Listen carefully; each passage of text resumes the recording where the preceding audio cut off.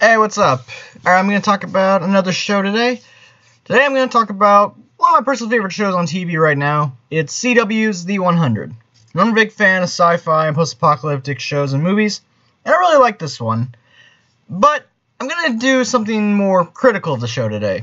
While I do love the show, and I'm anticipating its 6th season coming up later this year, I want to look back on the first 5 seasons of the show and talk about some of my issues with it. Now, overall, I do really like the show, but there are a few plot holes that have come up throughout the course of the show, and I just want to do this video where I talk about 10 of them. Like I said, I don't normally like reviewing shows while they're still making new episodes, but because, oh, by the way, there's going to be a lot of spoilers in this, even in this introduction, there's going to be a few. Because we're at a point where we're basically going from, as they say at the end of the final episode of Season 5, from Book 1, which took place on Earth, to Book 2, which will take place on this new planet they're going to, I feel now is a appropriate cutoff to look back on the first 5 seasons of the show and talk about, like I said, the issues I have with it. So, this isn't really a ranking, this is just me talking about 10 plot holes in The 100, and I'm just going to talk about them, just give my thoughts on them. And real quick, a few of these have been somewhat addressed, but I feel like none of these, even with the explanations they've tried to give within the show, or even in future seasons of the show, they still don't make that much sense to me. And maybe I did miss something, but I tried doing the research to see, do these make sense? Did they try to explain these? Does this actually make, did they explain in a way that, okay, now the plot hole doesn't, no, all these are still plot holes. Like I said, because most of these issues were in the first 5 seasons on Earth, they're probably never going to address this stuff again upcoming with Season 6 and beyond. So, like I said, I'm going to talk about all this. Like I said, there will be spoilers. This is my personal opinion. It's not necessarily a review of the show itself, just these plot holes. And like I said, they're not ranked. Just going to go in order from Season 1 to Season 5. And I actually made a list. There were over a dozen of them. These are just the ones that bothered me the most. So, yeah, let's just get into it. Okay, number 1. The population on the Ark is impossible.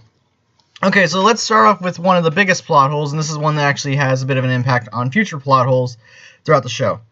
Okay, so the plot of the show is 97 years after a nuclear apocalypse basically destroyed almost all life on Earth. Survivors of the human population survived in space on a series of space stations combined together into one called the Ark. Now, the Ark is dying, they can't support the population they have, so the series begins sending 100 juvenile delinquents to Earth to see if it's survivable. And it is. But, and this setup, or this premise, is basically going to impact, like I said, about half of these plot holes when I get to them down the line. But here's the thing.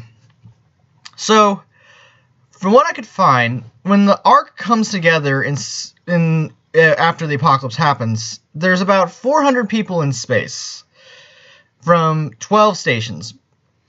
Now, when the series begins, 97 years after that, there are 2,600 people on the Ark. The math with this is just impossible. It's roughly 3-4 generations, and the population goes up by a factor of over 6. I don't know. Now, to be fair, I get part of what they were going for is, one, I mean, if it's only 12 stations, 400 people, that's, what, only maybe 2 or 3 dozen from each, maybe? But here's the thing. The math just doesn't work.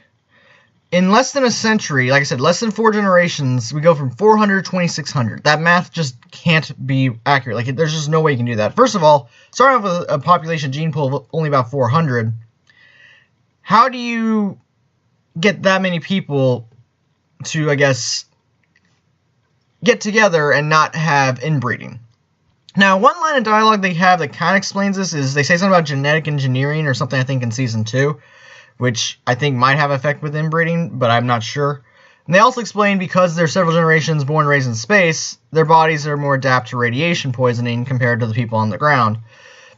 But even then, the maths, in order for this to work, every generation would have to have 4 or 5 kids every single generation in order to reach 2,600 when you start off with 400.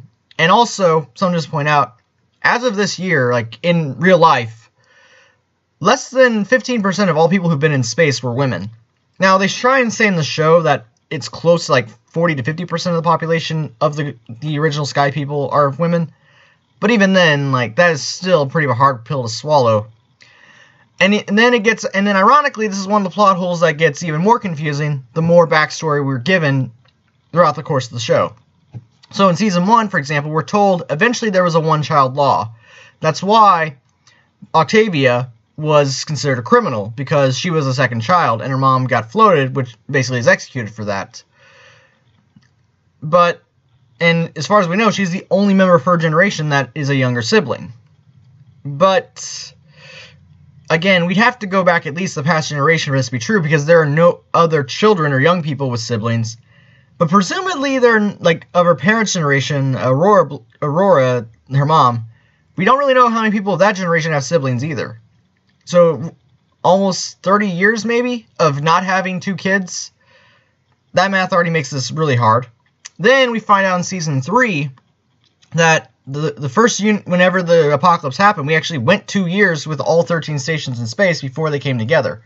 Now, true, maybe they started having children and repopulating in space as their own stations, but the first Unity Day was like 2 years after the apocalypse happened. And then Polaris, like we said, was destroyed, one of the 13 stations. There could be a few dozen people that were just lost. That was the one that Becca, the first leader of the Grounders, which we'll get to later, was on, and she was the only survivor. But again, a couple of years of everyone basically being on their own, then they're brought together. And then, finally, in Season 5, we're told there was what was called the Blight Generation, where basically the Ark was having trouble producing food for everyone, so people died of starvation. So, what? And again, they say it's a generation, so it's not just like a year or two. This could be multiple years where the Ark was struggling to make food. So, yeah, with all these factors, this math is just impossible. You could not go from 400 to 2,600 people in 97 years. And this leads to something that could have helped save a few of these plot holes.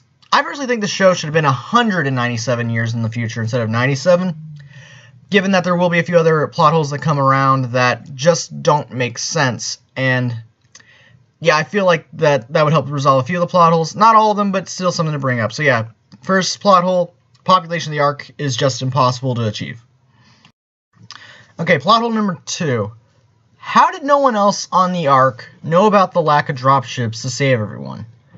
Now, one thing that's kind of a common issue with the Ark, at least with Season 1 in particular, is that the reason why they send the 100 to the ground in one of the dropships, one, was to see if the ground was survivable, but second, also to to help extend the amount of time that the Ark can have, because they have to make repairs because the oxygen systems are failing. But even with that, it still wasn't enough to save everyone. As we see, the oxygen scrubbers and all that on the Ark is still just falling apart after a century in space. That's just like the Ark cannot withstand the population it has.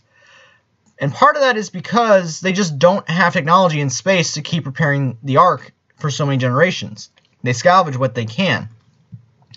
But here's the thing. Presumably, they don't salvage the dropships because eventually they know when the Earth is survivable, they're going to use the dropships to go back down to the ground. But here's where the plot hole comes in. The number of dropships when the show begins presumably is the same as it's always been. 8. So, 8 100-person dropships to send the survivors that are in the Ark back to the ground when the Earth is survivable again. But here's why this plot hole exists. Why this is a plot hole. Only the Chancellors seem to know about this. Like, there aren't enough dropships to save everyone. That's why, basically, I don't remember which episode it was, when Diana Sydney becomes part of the council again, she and Jaha reveal, basically, that they only have enough dropships left to save 700 people out of the, I think, 2,300 that are still on the Ark. So only about a third of the people on the Ark would have been saved. It's also why she has that coup, where they steal one of the dropships in order to get some of her people who support her down to the ground, which of course it fails. But again, here's why this doesn't make sense. So she reveals to some of the guards that were trying to stop her that there aren't enough dropships to save everyone. And they act like that's a surprise. If the number of dropships presumably has been the same for almost a century, didn't even average people on the Ark realize this? And now part of me thinks, well, maybe there used to be more dropships and maybe they salvaged some of them. But even then, wouldn't that even mean it was more likely people would know that there aren't enough dropships there to save everybody? Now, true, and this kind of goes back to the first one, they probably didn't expect the population to go from 400 to 2,600 in 100 years, because they expected to be in space for 200 years. But even then, again, how did none of the thousands of people on the Ark know that there weren't enough dropships to save them all whenever the Earth finally was survivable? Only the Chancellors realized this. And yeah, maybe it's something people might have questioned in the back of their mind, but wait, now that we know the Earth is survivable because the 100% there, how do we get down? Only the Chancellors knew of this problem and only they could think of a plan for this? So yeah, like I said, it is a minor plot hole, but again, it's still something to me I have to question. That you had thousands of people on the Ark, and this wasn't something that everyone knew. Even if we can go back to the ground, there aren't enough dropships for all of us. No, they all act like it's a big surprise that there aren't enough dropships. And this leads to one last little part of this plot hole that was also going to be part of something else, but I just decided to combine it with this one. Diana Sydney's coup makes no sense. Only 100 people really supported her. They only stole one dropship. They should have stole like 2 or 3, but then again, it didn't really matter in the end because Mount Weather was messing with the signal, and I guess the power surge basically drove the ship off course, messed up, whatever, so it crashed anyway. But I'm just saying, how did no one else realize there weren't enough dropships to save everybody? I feel like this should have been common knowledge on the Ark, along with a lot of other things, but like I said, it's still a plot hole. Plot hole number 3. And this one's a bit more debatable, but it's something that happens not just in this show, but other shows and movies that are apocalyptic scenarios, but it always bothers me. And this is one where it is more noticeable. Okay, so how does this grounder language form in just 3 or 4 generations?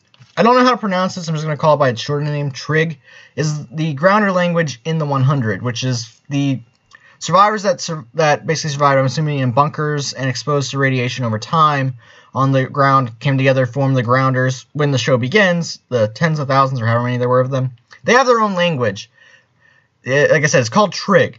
Now, they're all, like I said, the descendants of survivors of Apocalypse 1 that was caused by the nukes launched by Ali 97 years ago. And then this goes back to also why I think the show should have been 197 years, not just 97, because the language that forms in just 3 or 4 generations, there are some phrases similar to English, but it's clearly a whole brand new language that's common knowledge to the grounders. So how did it form like this fast? Now I will give a quick counter-argument. Yeah, people today talk different than 100 years ago, 3 or 4 generations ago. Like, look at Shakespeare. Like, no one really talks like how Shakespeare talked anymore.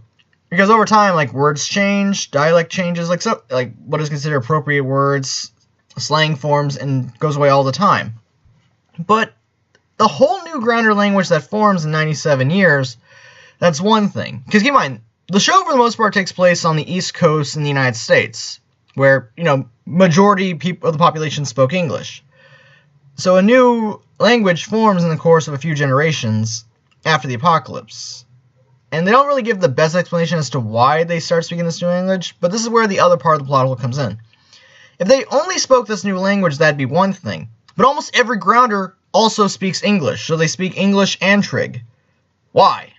Why do they need to know both? Why not just have them just speak Trig, and then maybe they not get apart? And maybe this is me on this, but I think that'd be more interesting if the grounders didn't speak English, and slowly but surely we had to learn each other's languages over time. Now, true, we probably wouldn't want to have subtitles all the time, but then again, why have Trig be a thing?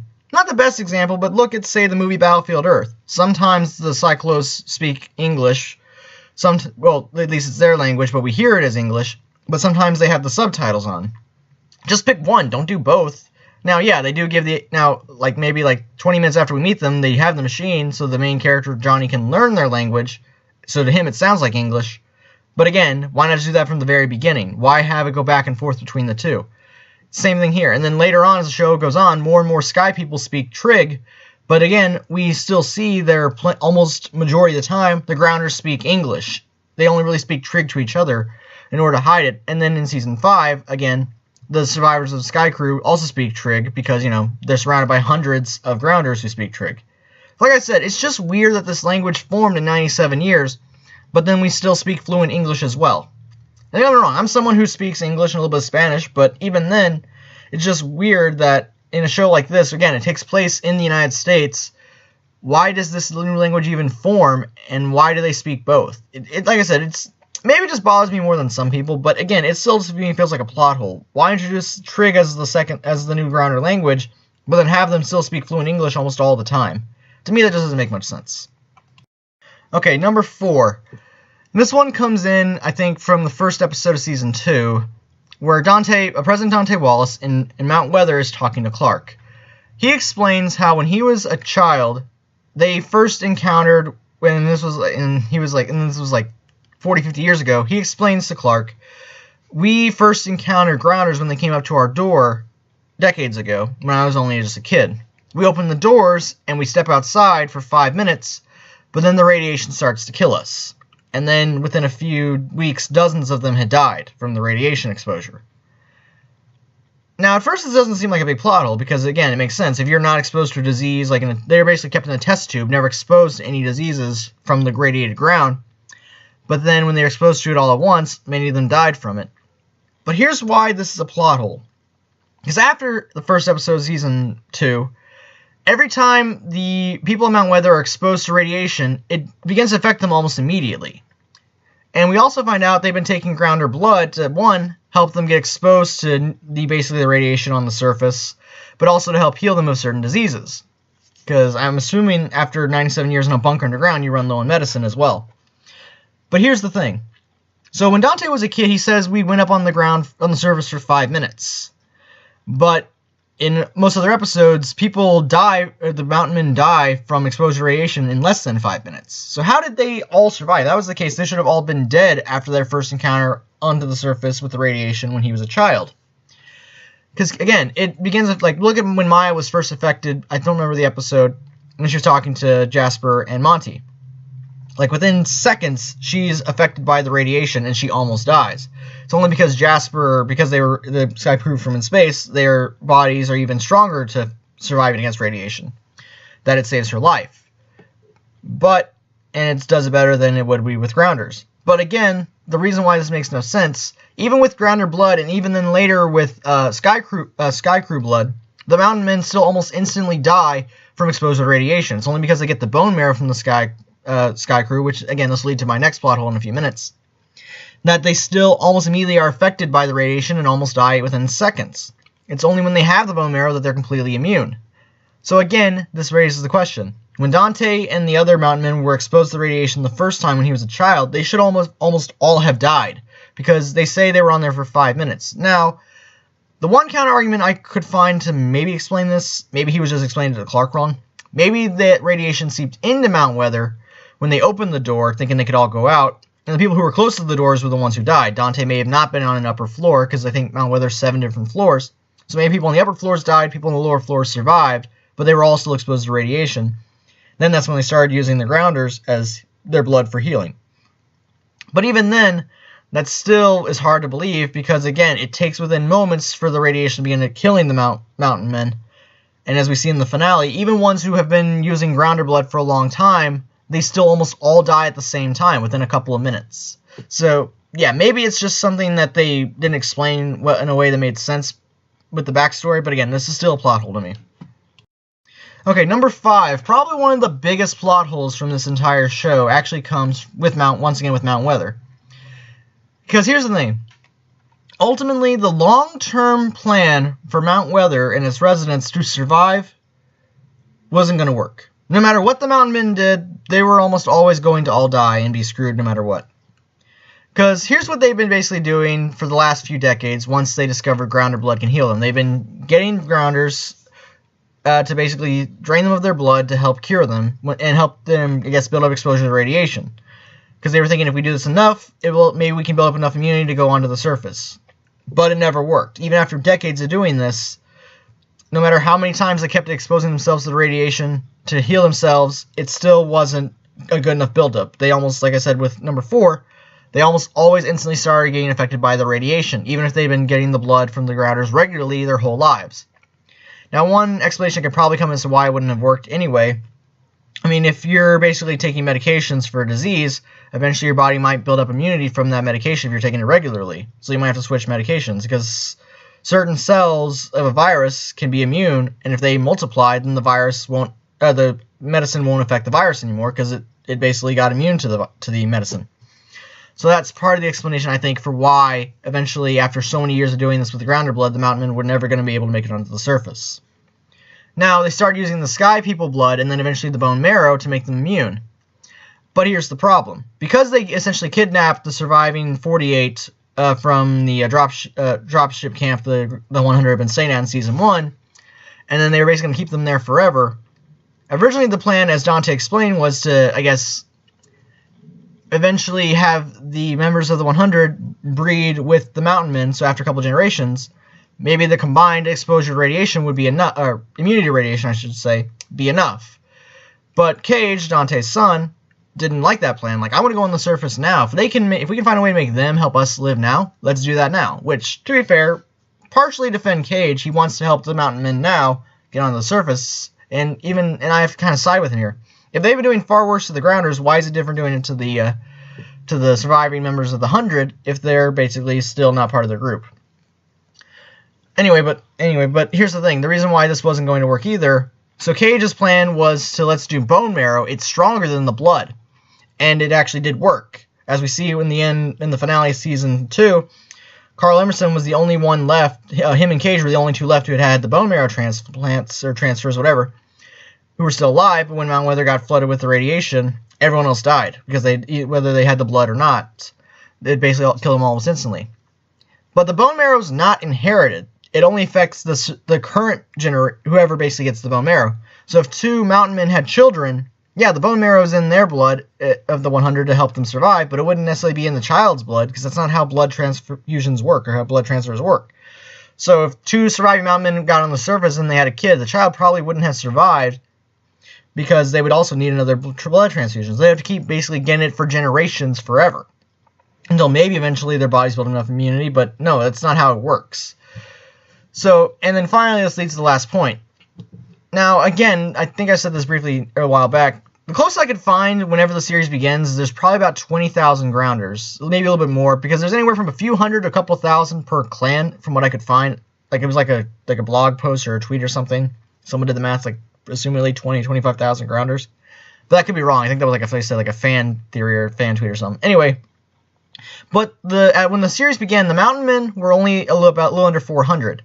Even if all the Sky people managed to find a way to get to the ground and survive, they were, as I said earlier, about 2,600.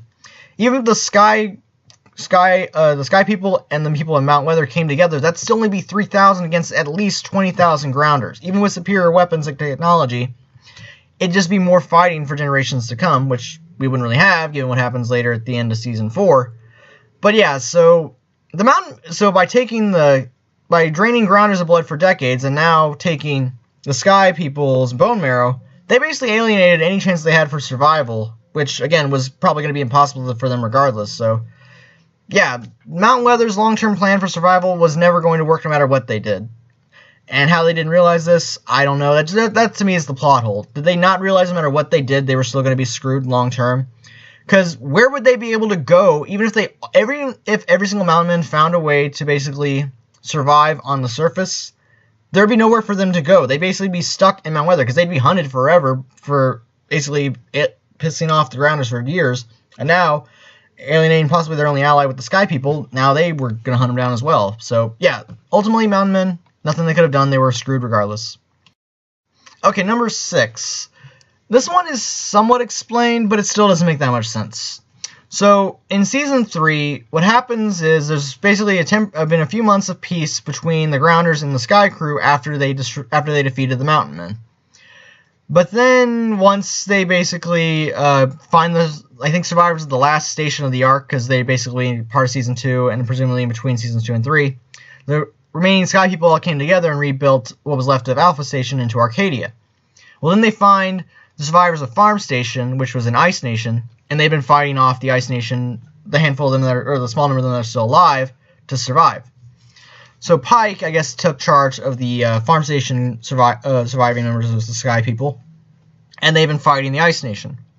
So what happens is, one of the Ice Nation assassins or spies gets into Mount Weather and blows it up, with a lot of the surviving members of the Farm Station, as well as maybe some other Sky Crew who had basically set up shop there, and which had basically broken the peace agreement made between Sky Crew and some of the Grounder clans.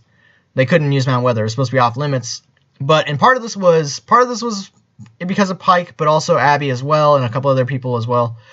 But ultimately, they move like I said, many of the surviving members of Farm Station and a few other Grounders. The assassin blows up Mount Weather, which also has all these people, as well as Bellamy's new girlfriend, which I'll get back to her in just a second. And it was revealed, basically, the only survivors were Raven and, I forgot his name, Sinclair, the only 2 survivors. So what happens is the Ice Nation basically sent the assassin to blow up Mount Weather.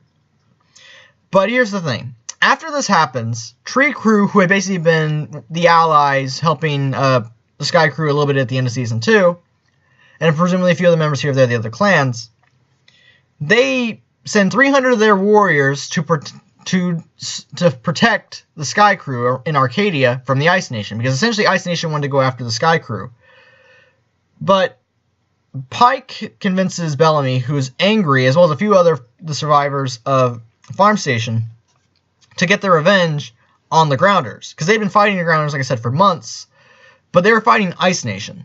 So Pike, Bellamy, Hannah Green, Monty's mom, and a few other members of the Sky People get their revenge on the Ice Nation by killing Tree Clan Grounders. And that's where the plot hole comes in. Ice Nation was the one who blew up Mount Weather. Ice Nation was the one who had been fighting Pike and the other Farm Station survivors. But Pike, Bellamy, and a handful of other Sky People kill almost 300 Tree Crew Grounders, as well as a few other Grounders who had helped Tree Crew. Again, this makes no sense. Like, again, you could argue that, and you could argue they're fighting out of anger. Again, Bellamy's latest girlfriend, but again, we don't know how long she had been on. Like, she and him had been together, but again, only been like, what, 2, not even 3 months? So the point is, yeah, Bellamy's mad that he's lost his girlfriend, but he knows, but the reason why this doesn't work, he knows that it was the Ice Nation behind this, not Tree Crew. So how did Pike convince him that to exact your revenge on the girlfriend you lost by Ice Nation, let's go kill Tree Crew? And again, even Pike knows this. Now, yeah, Pike is blinded by his hatred of all Grounders, that he doesn't care. He just wants to kill all the Grounders anyway. And again, people like Hannah Green, whose husband was killed by Ice Nation, but again, they know that they're angry. I mean, I know that they're angry, but again, they should know this isn't the Grounders they've been fighting. They're fighting the Ice Nation clan. So what made them think killing other Grounder clans for trying to protect them would be the right solution? Again, they somewhat explain this in the show, but the explanation doesn't make sense to me. And finally, the reason why this is also stupid is that, well, okay, yeah, stupid. The reason why this also doesn't make sense, even though they had better arms, and basically, Pike basically got a vote to become the new Chancellor and basically pardon himself and his crew, did they not see this backfiring? Now, there is a huge problem I have with Season 3 as a whole, and to me, Season 3 is the weakest season because I think it has the weakest pacing. Because it feels like some elements are rushed, and this is one of it. I feel like maybe we're missing some explanation or backstory as to why they did this, how they justify this, and their logic behind it. But like I said, this makes no sense. Killing the Tree Clan Grounders protecting Arcadia to get revenge on Ice Nation blowing up Mount Weather and killing many Farm Station Sky Crew just doesn't make sense. And to me, the explanation they give doesn't, the justification they give really doesn't make sense, especially what happens a few episodes later. We basically abandon this plot to go into the alley plot. So, yeah, this to me just never made any sense. One of the biggest problems I had all throughout the first 5 seasons of this show. Okay, now we're on number 7. Similar to number 6, this one is somewhat explained, but to me it's still a bit confusing. Maybe I just missed something with this one, I'll admit, but to me, the explanation they give is not enough for me to not see this as a plot hole. So, the City of Light, as like I said, is basically the plot from the second half of Season 2. It kind of begins in the Season 3. Kind of begins in the first half of Season 3, but it's not really till the second half that really Allie's like the main enemy, the main plot of the season. Because basically the whole Pike and the Farm Station basically usurping power to take their revenge on Ice Nation. And then also the whole Conclave thing is kind of abandoned once Allie basically takes over the Arcadia. But nevertheless. So, the City of Light. And again, this goes back to an issue I had, which is this should have been 197 years, not 97 years, but I'll explain that in a second. So, Allie's plot, or Allie's programming, I should say, she's the one who caused the first apocalypse on the Earth, launching the nukes all over the planet to basically help control the solution to overpopulation by eradicating like 99.5% of the planet's population. We went from over 7 billion to about 6.5 billion, at least that's what they say in the show. And then 97 years later, we're down to just the surviving members of the Grounders.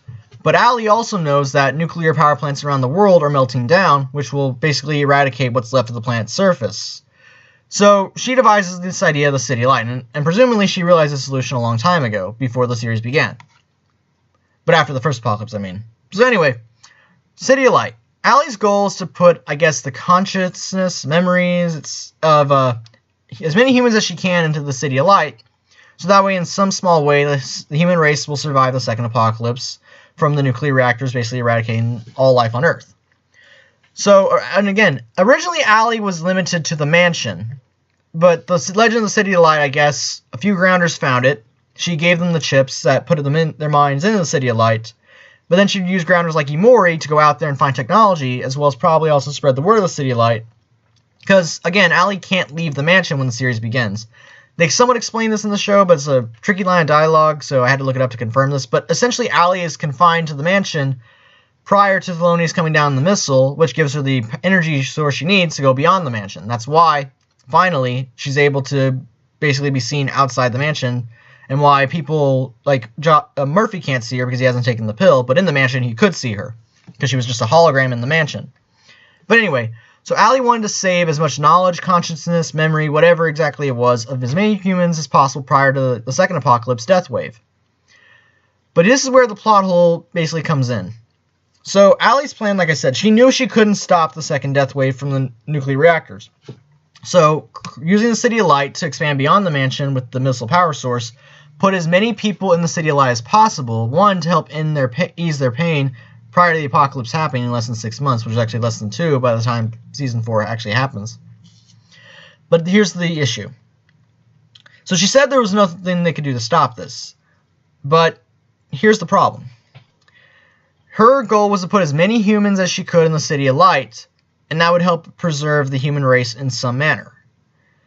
But here's why this doesn't work. So, the death wave was going to eradicate everything. And as we see, the Polis Tower collapsed, there were hardly any buildings or structures left on the Earth standing. I mean, the pyramids were destroyed. We saw that in one of the first episodes of Season 4.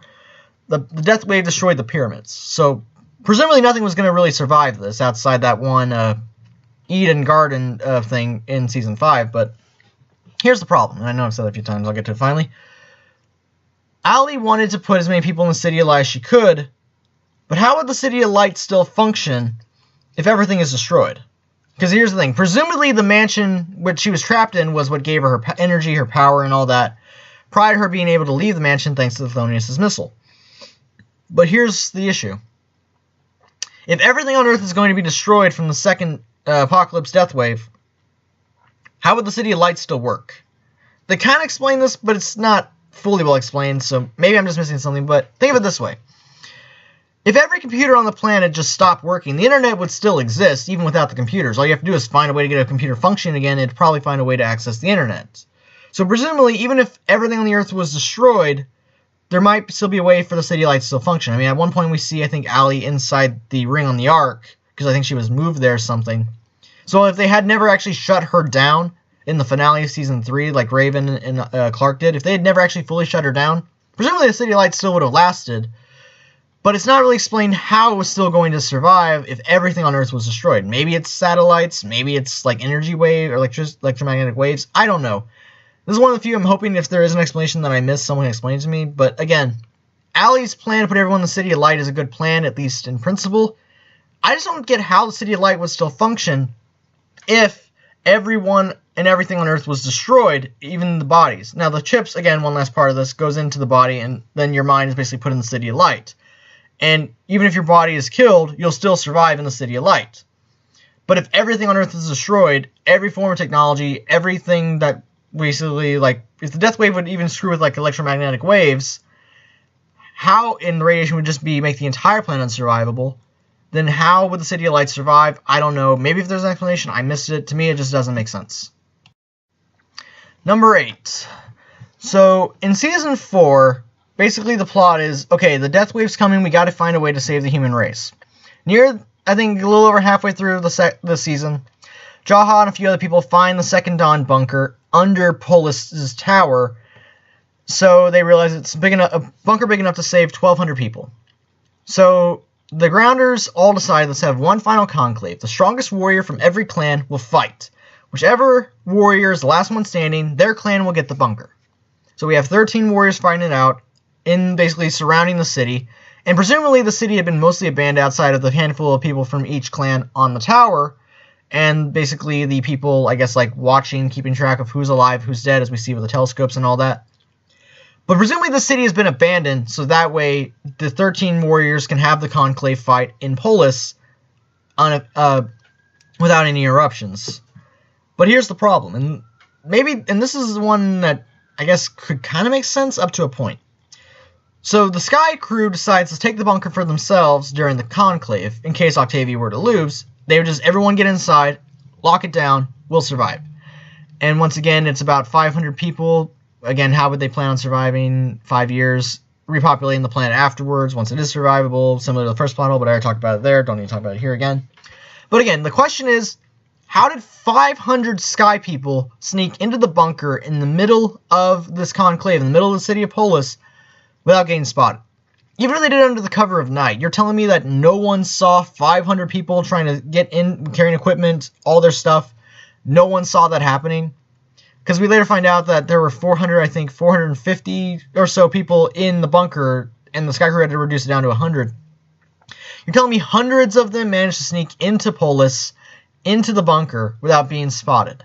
And again, even if they went under the cloak of night, there were still fires, there were still people watching all over the tower. Not one of them noticed the Sky people, not one of the fighters or warriors of the Conclave managed to notice it. Again, it's still an issue to me. It's not the biggest plot hole, but it's still something that's it's a pill that's hard to swallow, or a chip that's hard to swallow, to say the least. But yeah, it's still a plot hole. It makes no sense. Okay, number 9. So, in Season 5, when the Allegius Corporation and prison miners come back to Earth, they find the garden.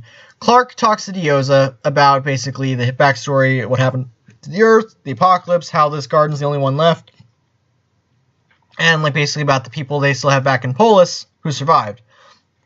And then Bellamy and Clark, they all try, and all the others try to make a deal to get their people out of the Second Dawn bunker in back in Polis in order to get their people to the garden. They could all live peacefully, which of course doesn't work. But here's the thing: because Dioza is pregnant, she needs a doctor. Presumably, there was no doctor on the Allegius 4 ship. And Shaw was the only member of the crew they chose to keep alive just because they needed the pilot. And Dioza is pregnant, as we find out a couple of episodes after this event, after the beginning, into the season. But here's the problem. So Clark basically tells her that, oh yeah, my mom's a doctor. And they go, Dioza, some of her people, and Clark and Bellamy take the ship, the dropship on the Allegius 4 ship, to go to the Second Dawn bunker in Polis. And then, for Clark and Bellamy are betrayed, they take Abby and Kane with them back to the garden. But here's the problem. Why did Dioza only take Abby, and why did she think she only needed Abby? Now, this one is somewhat explained near the end of the season, and I'll get back to that in a second, but really think about this. Why did they only take Abby, but no one else? Now, they later admit they kind of regret this decision, but there is one key person they probably should have taken. And that's where this plot comes in. They took Abby, but they didn't take Dr. Jackson. Now, Dr. Jackson is one of my personal favorite minor characters from the show. But here's the thing. Clark knew, because they used her list at the end of Season 4 of which members of the Sky people to save in the bunker. Dr. Jackson was on her list. So the Sky people had 2 doctors of their 100 that they chose to save in the bunker. It was Abby and Dr. Jackson. So, did Clark never mention, my mom's a doctor, but we also have another doctor?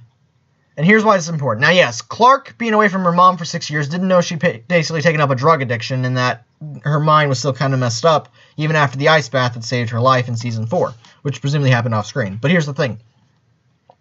So, Dioza and the rest of the Allegius 4 prisoners need Clark's mom, Abby, as a doctor to try and cure them of the lung disease they have from their mining on the other planet or meteor or whatever they were at doing their mining. So did Clark never mention Jackson once, as he was the other doctor and who could also help them? They only took Abby. They didn't also take Dr. Jackson. Additionally, even though Clark, again, didn't know about the whole thing with Abby at first, would it make sense for the Allegius 4 crew to take both doctors? 1, to weaken the Grounders, and 2, to help them out even more.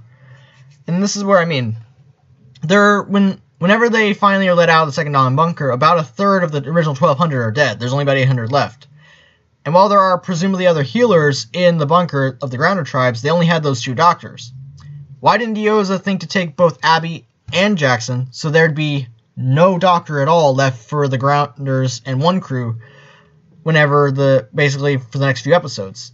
You could strengthen your people and here's the thing, they wouldn't even need Abby anymore. Jackson's not addicted to the drugs that they were supplying Abby with. So they'd actually be even stronger. They'd have 2 doctors, but if they didn't need Abby, they could also use her, I guess, to threaten her in order to get to Clark if they ever tried anything. Which they kind of do. But again, why not take Jackson? Now, true, him staying behind, he did have a few good moments with Nate, and he also helped save Indra's life. So, yeah, he was important. Gave him a little bit of development, at least in that part, keeping him at the Second Dawn bunker with one crew. But I'm saying, statistically, it would have made more sense for if Diyoza knew that they had 2 doctors to take both of them. And one last little minor point. Like I said, this was a minor plot hole, but I wanted to add it in here.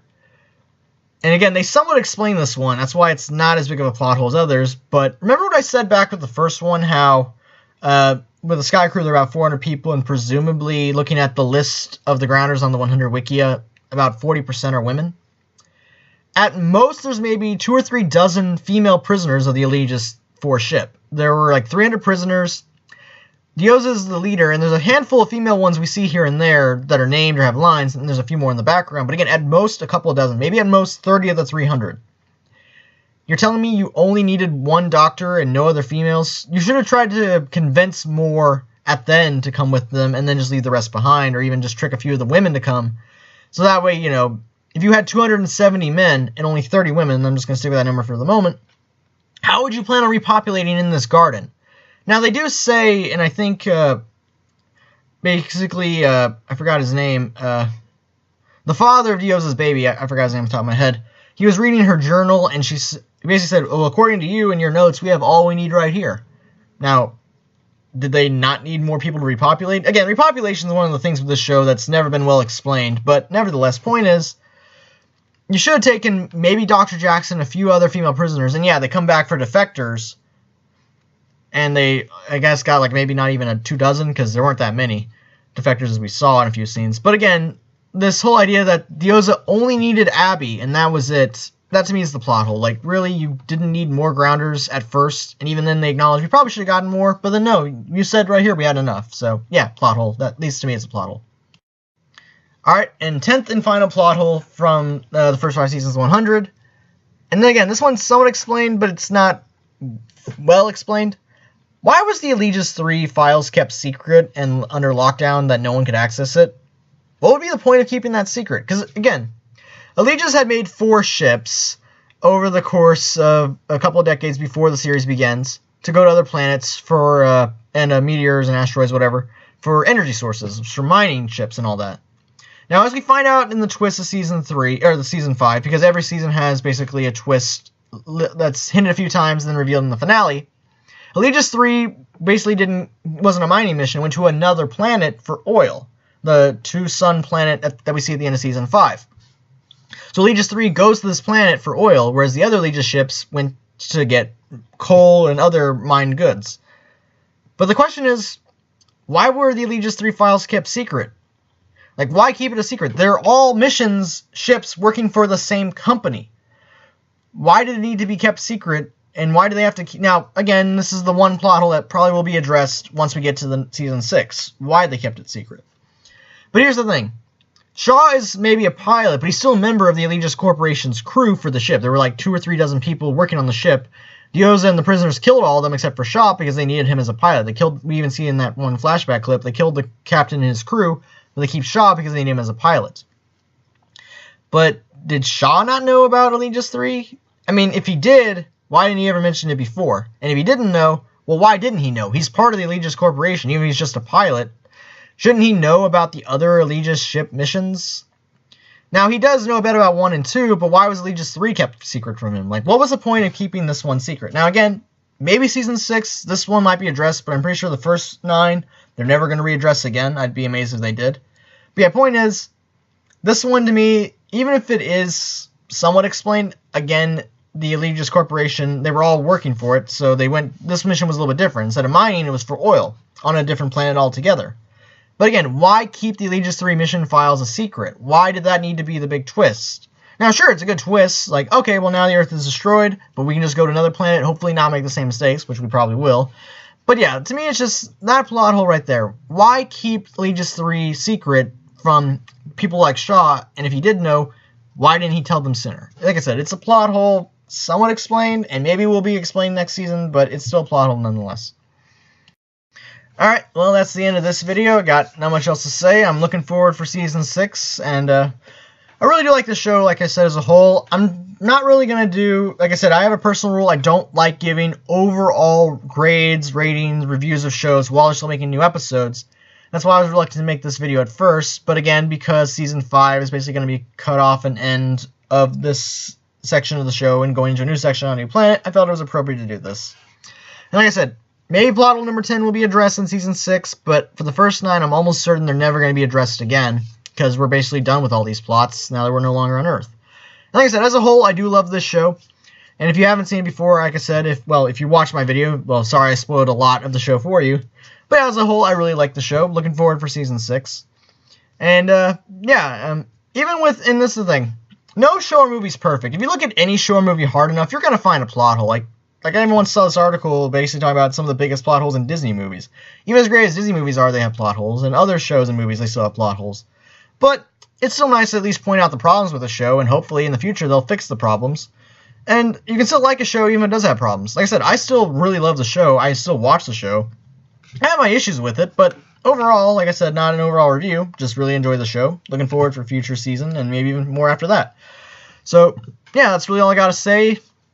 If you like this video, click the like button, share this video, comment, subscribe. I appreciate your viewership, and hopefully I'll have more for you in the future. I'm still working hard, just trying to do something and talk about stuff I really like. And again, I like this show. It was nice talking about it, and hopefully I'll do more like this in the future. And not much else to say. Have a good day, everybody. Take care.